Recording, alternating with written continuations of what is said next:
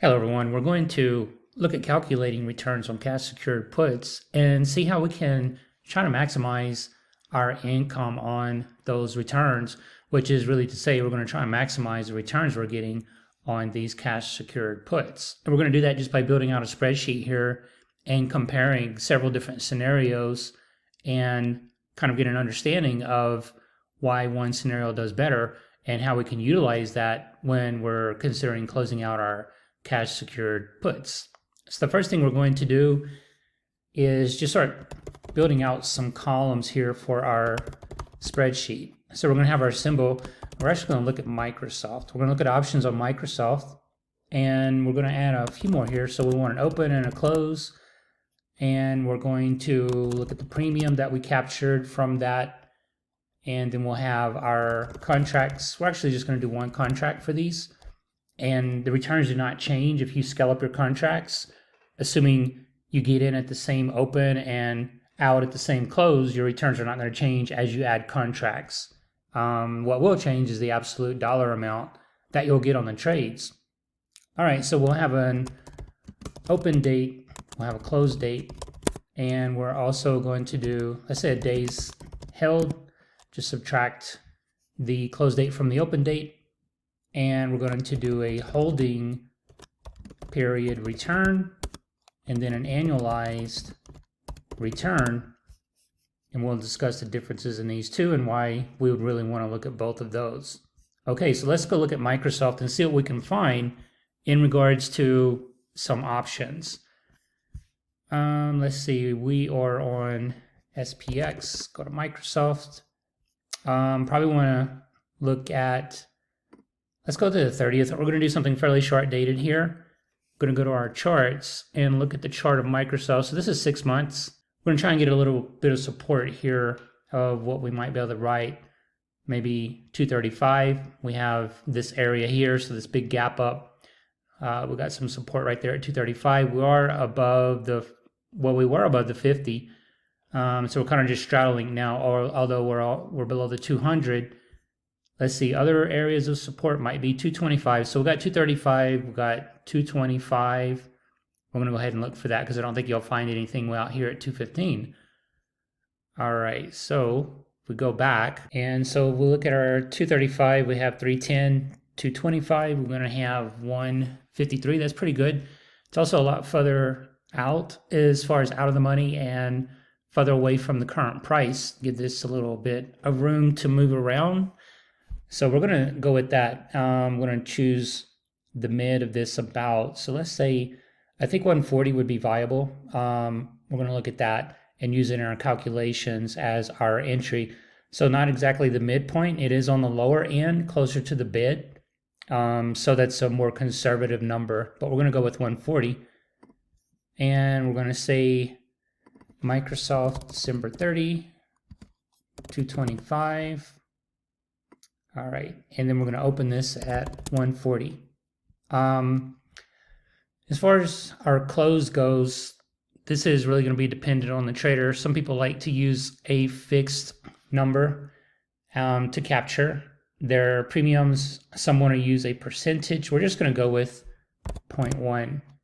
And this is something that we use in steady option income as our final target. Now, we only have one contract. If we had more than one contract, we might go with 25 or 30 cents a premium, take off half, and let the remainder ride to 10 cents. All right, so what is the capture there? So we're just going to subtract these two. We'll get the 130. That's going to be $130 per contract.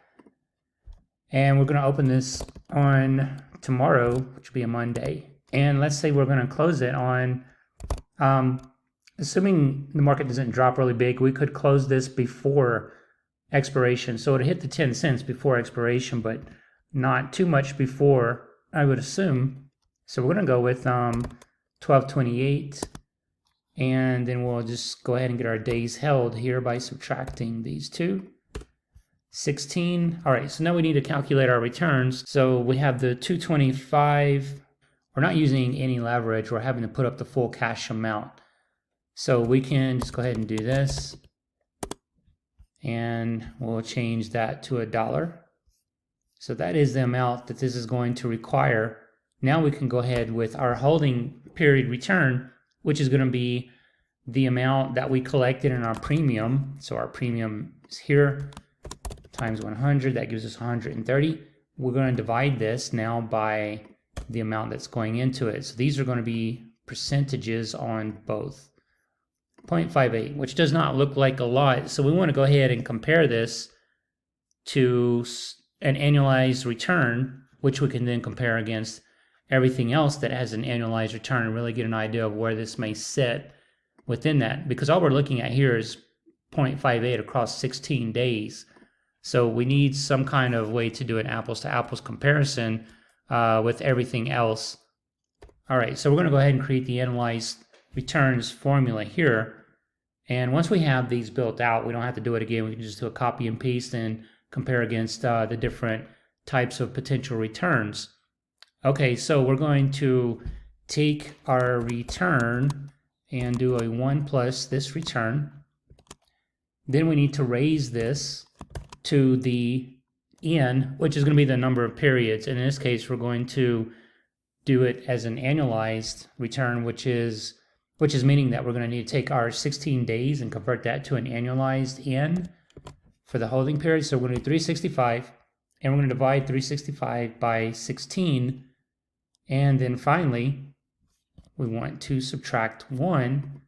So let's go ahead and do this without the 1 and see what we get here. All right, so now that's why we want to subtract the 1, because we get this really big number. 1 goes ahead and brings it down to the actual number. So 14.05%, which is really good, pretty high return.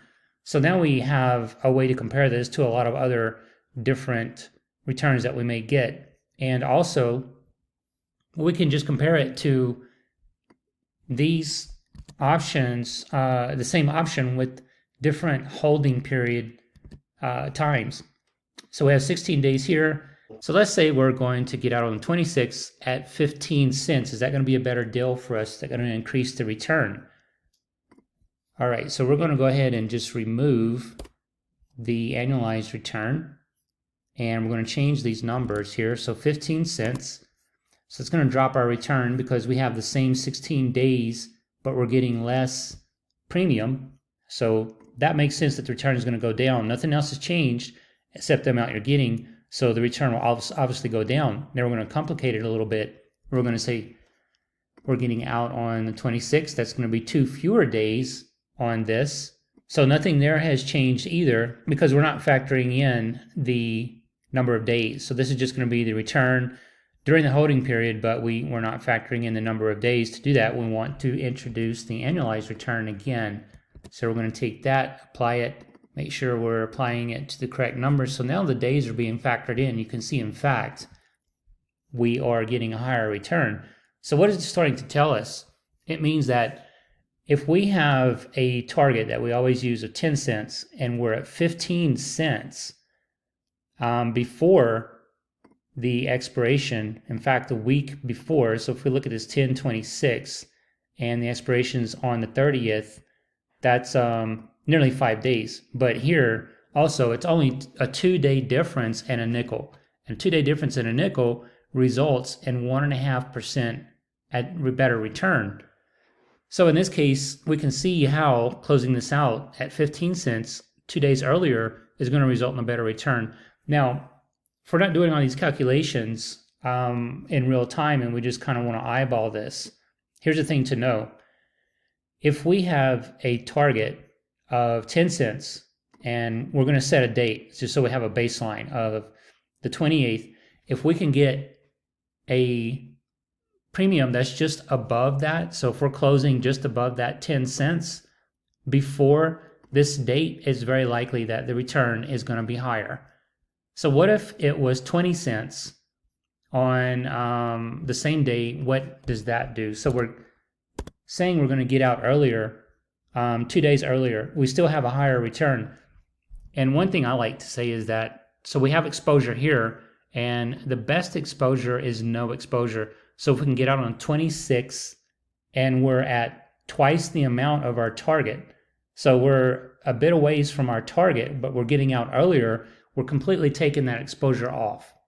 And yes, we're getting a lower dollar amount. We're missing out on $10 basically per contract. However, the return is higher. This is the key thing to look at whenever considering to take off this trade earlier. So let's just keep going and see how this gets affected at earlier dates. So what is another date that we can use here? Let's say this stock jumps quite a bit and it's the 22nd, and this is gonna be at 30. Now look at that. That's quite a significant jump. And again, we're giving up $20 per contract, but we're getting almost a 20% return versus our 14%. So being able, if you have this kind of template ready to go and you can just plug in your numbers and that gives you the decision immediately, then you can easily make that decision. Do I want to get out of this now, or do I want to continue holding to 10 cents? Let's say you didn't have any of this information and your target was 10 cents and it's 12.22. This is going to expire at 12.30. And we can see here the holding period is based on our theoretical, what we would get out at, the premium that we would get out at. On the 28th would be a 16-day holding period. You can reduce your exposure by 6 days and you're out of this trade for a much higher return. And I wouldn't get too wrapped up in the fact that in absolute dollars, this is going to give you less. What we're really looking at is what is the return. We're doing an apples to apples comparison here of what is the better trade. And in this case, hands down, this last one, getting out early, even way before hitting your profit target, results in a better annualized return. So creating this little spreadsheet and being able to run these numbers, I think would make a lot of difference in your trading, and you potentially should be able to see that you have overall better returns and you're reducing your exposure. So you're taking that risk off, which would imply that these are less risky trades than if we're just going to hold all the way to the 28th for 10 cents. And I would take a less risky trade for a higher return any day. In fact, what if on the 21st, this was going to return 30 cents, or let's say 35 cents. Okay, so that's still really high. And just looking at the premium on this date without any of this information here, you might say, there's no reason to close this out now. I'm 25 cents away, $25 away per contract from my target. No reason to close it out. The market is quiet. There's not much going on, but you can clearly see if you set a baseline, if you set a target, and I think 2 days before this trade and saying it's going to be at 10 cents is not, far-fetched. That's probably a pretty good baseline for any trade. And you have now your number, your baseline number you can look at, and then you say, well, today's the 21st. This thing's at 35 cents. I can go ahead and close it for almost an additional 6% return based on what I was going to get before, or rather almost 7% return based on what I would have got. And I'm out of that trade. That exposure is gone. I don't have to worry about it, because just think, 9 days here, only 9 days of being held. So then that's 7 days fewer than what happened there. So you remove that exposure, but what if you decide you didn't have any of this information? I'm going to hold this to 10 cents. I'm going to be in the market for 7 more days with this full exposure because I want to squeeze a quarter out of this trade, another quarter out of this trade, just because that's my rule. I think that's a pretty high risk endeavor just for 25 cents if you don't have any of this information right here. Now, the truth of it is, whether you have it or not, it's still a high risk endeavor to hold for another 7 days just for that quarter. Is that much exposure? It's $22,500 of capital that's required on this trade worth it for a quarter across 7 days when you can be out right now? So those are the numbers that are important to figure out, if this is going to be viable or not, and then decide, if you're close enough. Maybe if this was only 15%, you might hold a little bit more. But if you've got a pretty big gap where you're a week and a half away from your expiration you've got 7% more that you can get on your returns, and you're out, the exposure is gone. That's a pretty good deal. So I hope this is helpful. Thank you for watching. To learn more about selling put options, please visit steadyoptionincome.com.